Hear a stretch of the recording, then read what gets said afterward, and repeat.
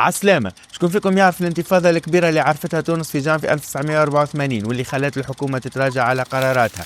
اليوم باش نحكيو على انتفاضة الخبز.